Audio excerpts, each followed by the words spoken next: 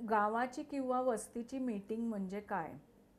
आता संशोधनाची प्रक्रिया सुरू करण्याआधी एखाद्या गावातल्या लोकांना किंवा एखाद्या वस्तीतल्या लोकांना संपूर्ण संशोधनाची प्रक्रिया आपण का राबवणार आहोत, आपली NGO काय आहे, हे त्यांना समजावून सांगण्यासाठी आणि त्यांना विश्वासात घेण्यासाठी आणि त्यांचा सहभाग मिळवण्यासाठी एक आधी मीटिंग घ्यायची असते.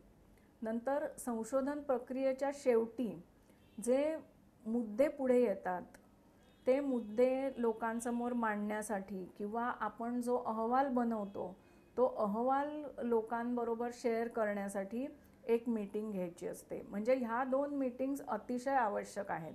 आणि ह्या संशोधन प्रक्रियेमधून निदर्शनाला आलेल्या समस्या असतील आणि त्या समस्यांवर जर तोडगा काढायचा असेल तर गावातल्या लोकांना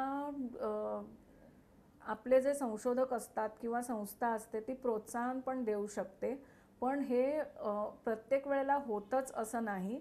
पण पार्टिसिपेटरी रिसर्च म्हणजे लोकसहभागी संशोधनाचं हे एक वैशिष्ट्य आहे की ह्या संपूर्ण प्रक्रियेमध्ये लोकांचं सक्षमीकरण झालेलं असतं आणि खूप शक्यता असते की लोक समित्या किंवा छोटे छोटे गट तयार करतील आणि वेगवेगळ्या समस्यांवर उपाययोजना करायला सुरुवात करतील.